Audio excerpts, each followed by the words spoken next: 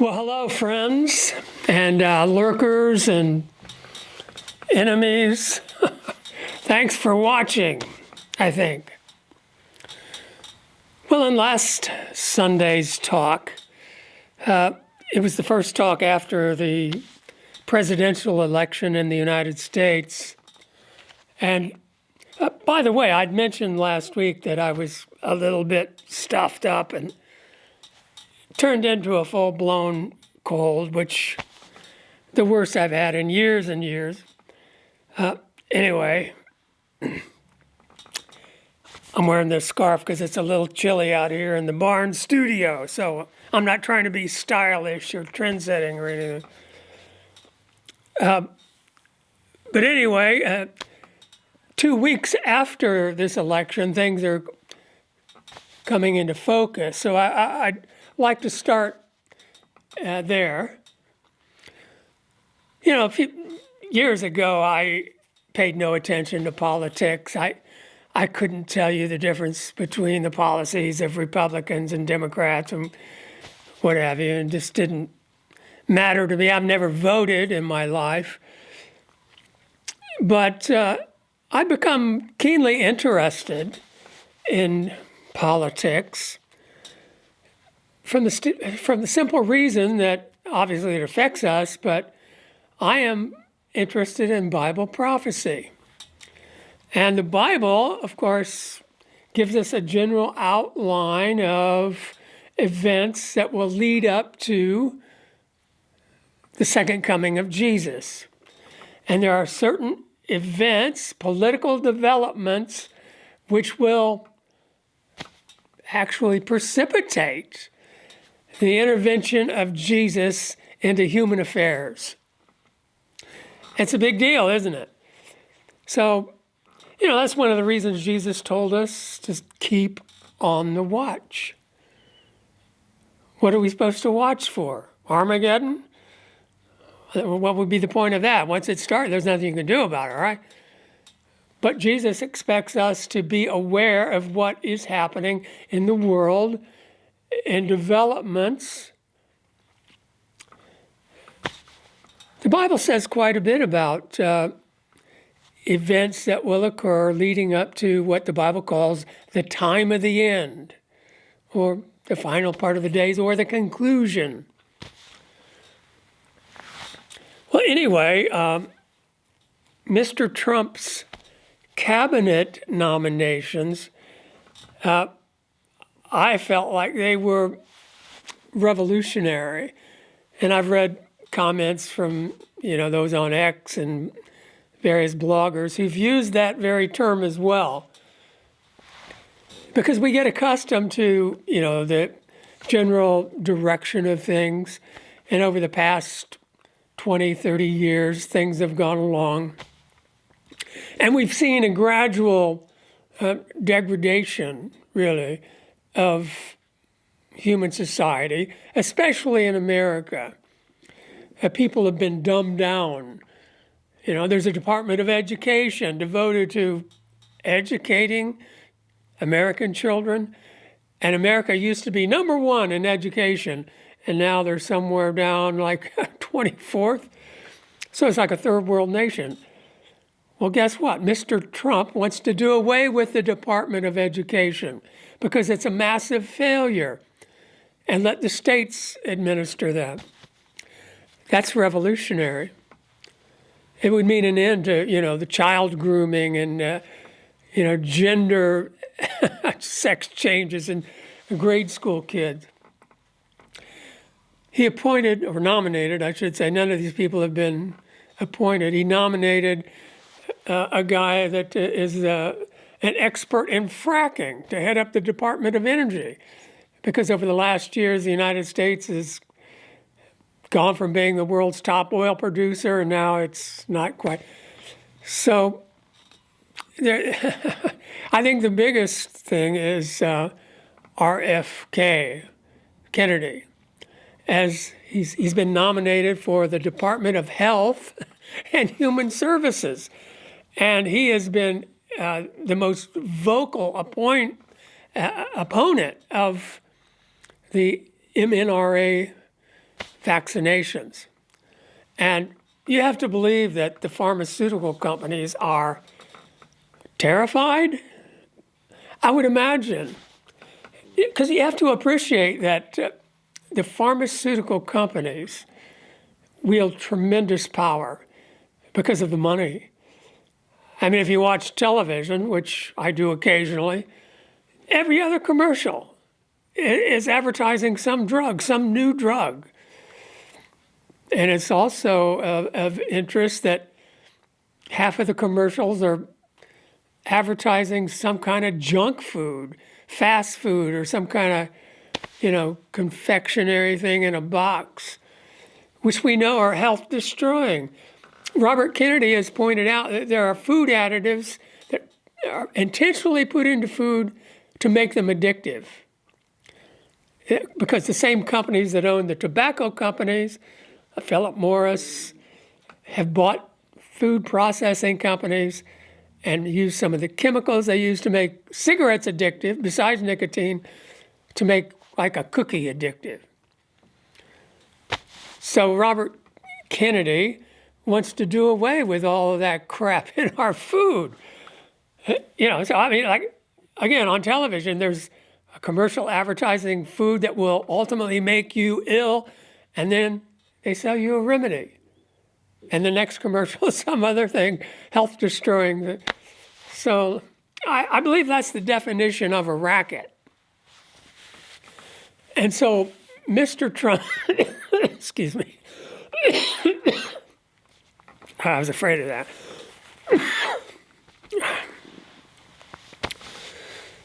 Mr. Trump's nominees present a threat to this system that has been, imposed upon the United States to intentionally degrade it and destroy it.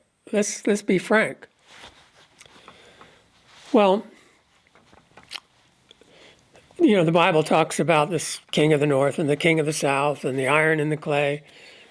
And I've identified this king of the north as the British Empire. It inherited the mantle from the Roman Empire. It became the largest empire that has ever existed. And one of its many far-flung colonies, actually there are 13 colonies and in the New World, and these colonialists got the idea that they were going to break away from the crown. And they did. And the British Empire didn't take it lying down. They sent their army and some Haitian mercenaries, and the upstart colonialists, revolutionaries, whooped them. And they declared their independence and became the United States of America. But this is something you won't read in history books, but if you read enough, you can kind of piece it together. The British Empire never gave up on reacquiring their breakaway colony. And shortly after the United States became an independent nation, the British were stopping merchant ships, American merchant ships, kidnapping the sailors and pressing them into the British Navy. And as a result came the War of 1812. Did you know the British actually burned down the president's mansion during that war? It wasn't called the White House then, but they razed it to the ground. And that's where the Star-Spangled Banner came from. Francis Scott Key was imprisoned in Baltimore Harbor and watching the bombs bursting in midair and the rockets' red glare and all of that. And the United States prevailed, and that's the national anthem, you might say. Well, after that war, President Lincoln was determined to abolish slavery, which had been a British institution. The British brought the slaves over, and many people in England were opposed to that. And eventually the British stopped it. But they outsourced it to the Spanish, and they brought the slaves over. And the British were the primary beneficiaries of the products the slaves produced, namely cotton, shipped to England and produced into cloth and sent to India. They got the opium that the Indians grew for the British East India Company, which they took to China, and that's where they got the gold. And that was processed through HSBC in Hong Kong, and that's where a lot of the wealth of the empire came from. Slavery and drug running and child labor in the cotton mills. So anyway, when Lincoln pursued breaking, this business of slavery, a civil war resulted, and the British sided with the Confederates. In fact, the British Navy was going to blockade the northern ports to try to choke the Union. And guess who came to America's rescue? This is not going to be on the final test, but it was the Russians. The Tsar of Russia told the British, they'd already been in a war over Crimea, by the way. No, I believe that was after the Civil War. No, anyway. Tsar Nicholas said he would bring the Russian Navy and break any blockade that the British may impose. So the British lost that one too, and slavery was abolished. The United States became this industrial powerhouse. The American system unleashed all of these inventions, and they developed infrastructure. The Great Canal System, the Erie Canal through Pennsylvania, Ohio, New York, facilitated the movement of people and goods, and there were many other things. The great railroads that Lincoln started, the Transcontinental Railroad, and it became a model for other nations, and other nations were adopting the American model, namely the Russians, the Japanese, and the Germans. And so the British orchestrated the First World War. Well, prior to that, the British came to the realization, remember, they're not stupid. They realized they could never reacquire their breakaway colony through a direct confrontation, through war. The United States was too vast, too powerful, a vast ocean. It was logistically impossible. So the leading lights of the British Empire came up with a scheme. And there were various secret societies that were formed, and some not so secret, like the Council on Foreign Relations. That was formed after World War I and after the United States Senate refused to ratify the League of Nations Treaty. And that was a big blow for the British Empire, who intended to use that as a vehicle for world government. So the Royal Institute of International Affairs was established in London with a sister counterpart in New York, Council on Foreign Relations, as a way of injecting British thinking and imperialism into the thinking of Americans, into the political system, academia, into the media and culture as well. So it became a war for the mind. And again, prior to World War I, the British sponsored a scheme to take over the finances of this great American powerhouse. And they did that by subterfuge, by Congress is all out on vacation over Christmas and the holidays, and somehow the Federal Reserve became the central bank of the United States. They call it Federal Reserve. It wasn't really a federal institution. It was a bank that is privately owned by these mysterious shareholders. We can be sure that one of their names is Rothschild and Rockefeller, their American counterpart. But so, and they benefited, of course, from World War I, and the United States had to borrow money, not from itself, but from this private banking cartel. Well, the empire has, they launched an initiative during the 60s because the United States, after World War II, there was no stopping it. It was going to the moon, right, literally. And John Kennedy was, he was an American president for sure, not a lackey or stooge of London like many American presidents. And we know how it turned out for RFK's uncle and his father. But they launched this age of Aquarius to stupefy Americans and to discourage them. Let's kill their leaders and let's flood their college campuses with marijuana and LSD.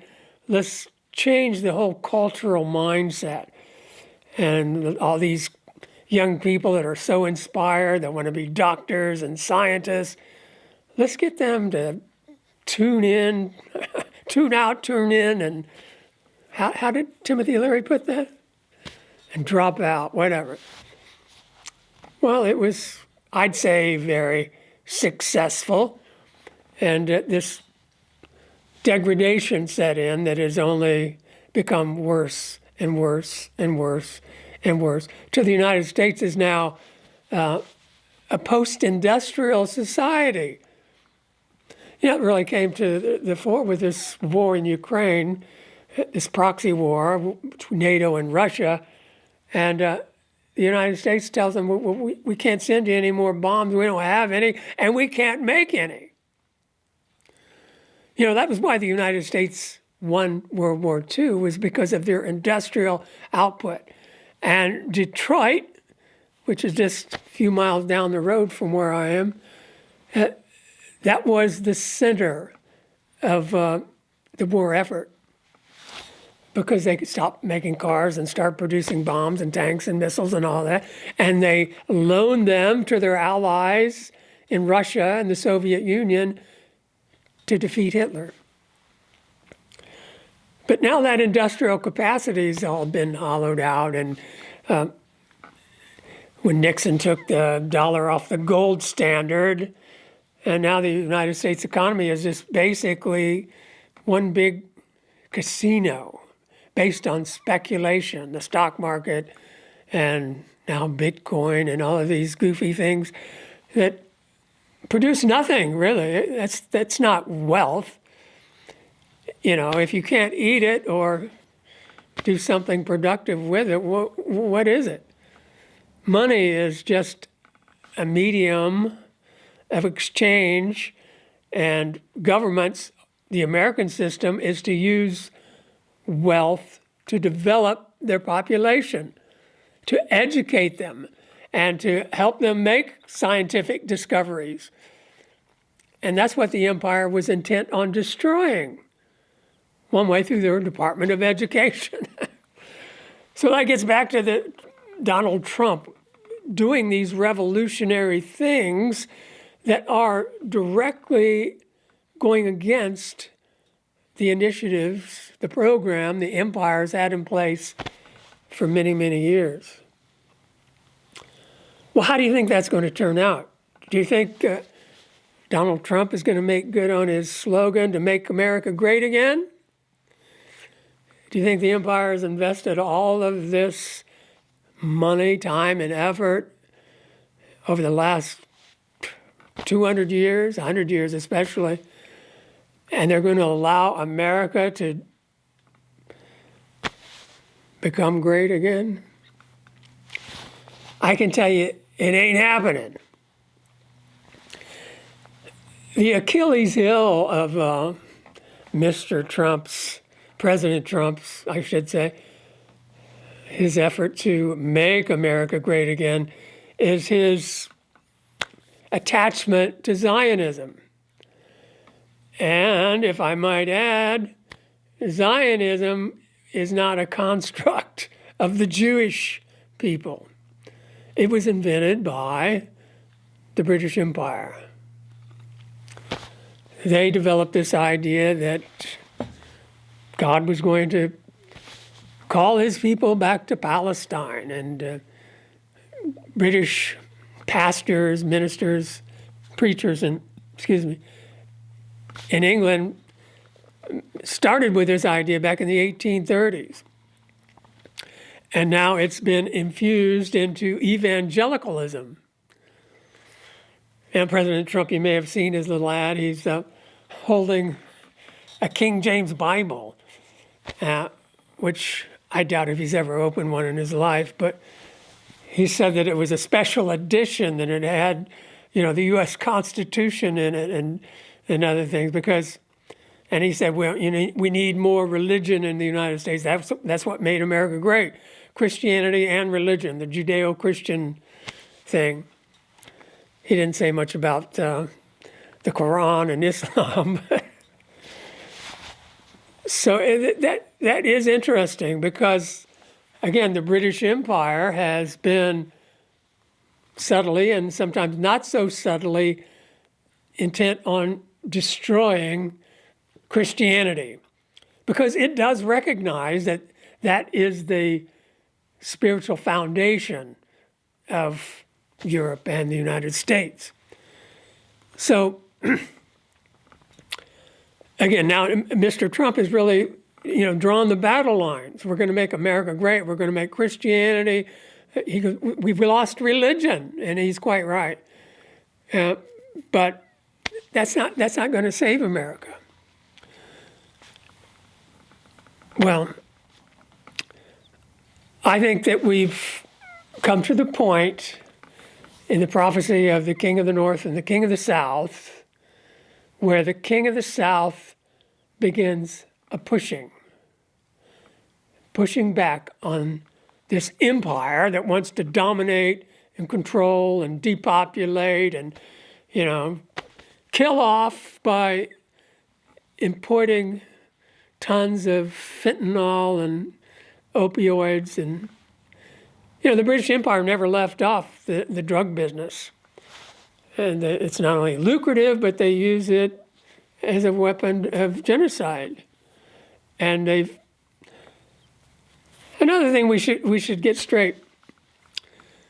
Part of the scheme of the British to infiltrate the United States has been very successful, and they've taken over agencies like the CIA. I wouldn't even say take over. They organized it during World War II.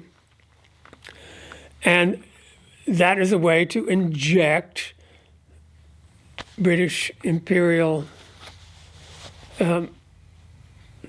machinations, really. I mean, we know the CIA has been behind. It was exposed back in the 80s that the CIA was importing tons of cocaine into Los Angeles to kill off the black people or get them arrested and have them put in prison. And they privatized the prison. So that was a lucrative business for some, incarcerating black people. So, yeah, this, I believe, and it says that in the time of the end, there will occur a pushing. The King of the South will push. So the time of the end can begin, like Jesus said, the kingdom is coming now with striking observableness. So the time of the end can begin and no one would know until we see the pushing, and we might not even recognize that. I might be wrong about this, but I've been analyzing these things for many, many years. And then in this last week with Trump's revolutionary nominations, like, oh baby, this is going to get interesting. But what does the prophecy say? The King of the North will respond with a storm, ships and chariots, and he will flood over all the nations. And Egypt will not prove to be an escapee. Egypt is the United States. Because as I've mentioned many times, and even the Watchtower says this, Egypt was the original king of the south. So it does not escape. And the king of the north will rule over. Look, the empire owns the central bank of the United States. It can pull the plug on this thing anytime and just collapse the whole shebang. And I'm sure they will. It's not so much that, we see this political struggle taking place between this empire and the republic. But we know that there are unseen spirits behind it. And on the one hand, I've mentioned that I believe God blessed America, past tense, because it's suited his purpose. He's accomplished his purpose for all intent and purpose, right? And so God's done with it. And it's time for the next phase.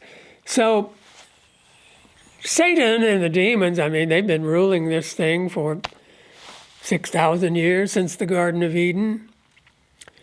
And I would imagine they would be content in just going along, playing the prince. They enjoy watching people suffer.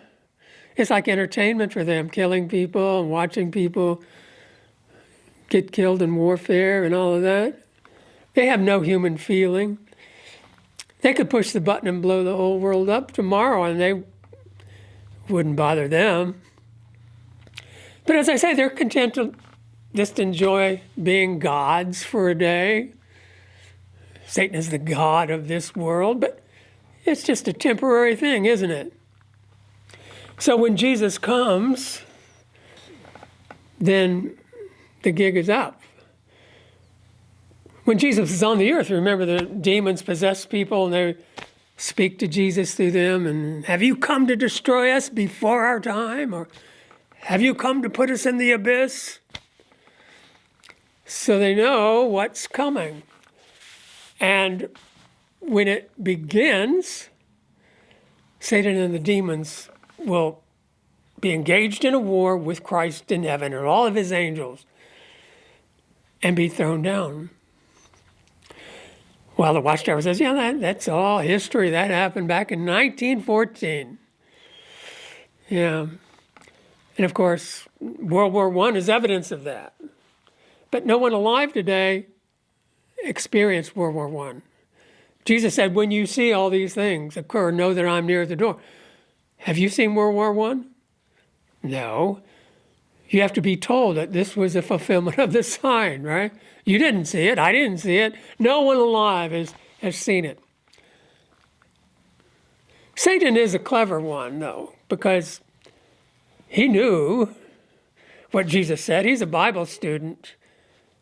He knew what the signs of Christ's presence would be leading up to his presence, the conclusion, war, famine, and all of that. Jehovah's allowed him to set up this false conclusion. He's faked his own demise. How clever. Paul said that he would use every powerful work and lying signs and every unrighteous deception. For what purpose? To deceive God's people into thinking that the kingdom has come, that the presence is here. That's why Paul proceeded saying that. He said, do not be shaken from your reason. As a message from us, a written message or a speech saying that the day of the Lord is here. He said, don't believe it. The apostasy must come first. Well, the Watchtower says the apostasy began back in the 4th century when Constantine made Christianity the state religion. Well, no. The apostasy comes from Christ's congregation in the immediate run-up to the return of Christ, because the man of lawlessness sits within the temple of God, showing himself to be a God until the presence and manifestation of Jesus does away with him. So we'll see what comes of this, won't we? It's going to be a fight in the Senate to get all these guys, approved and officially appointed. And even though the Republicans have a slight majority in the Senate, a lot of them are, what they call rhinos, and, they're not really on board with Trump's agenda. But I was going to say, before I close out here, that President Trump's Achilles heel is Zionism. And he has the support of all these evangelicals who are just steeped in Zionism. And they really believe that prophecy was fulfilled in 1948 when Israel became a state. So he is committed to defending Israel no matter what.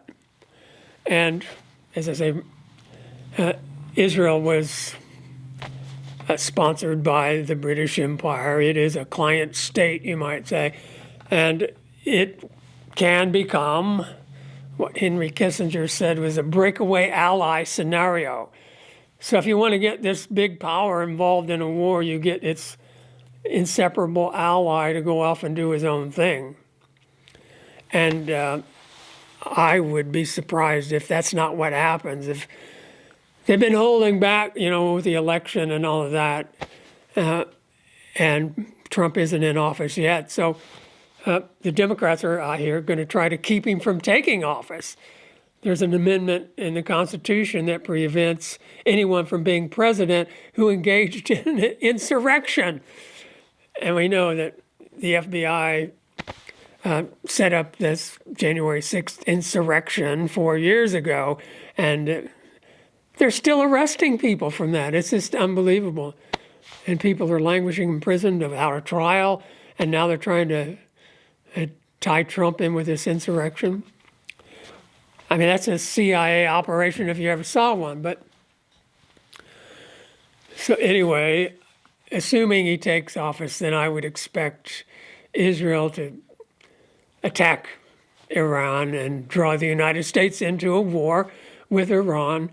And we know who's backing Iran: Russia, China, Pakistan, North Korea, all of them nuclear powers. So good reason to stay on the watch, huh?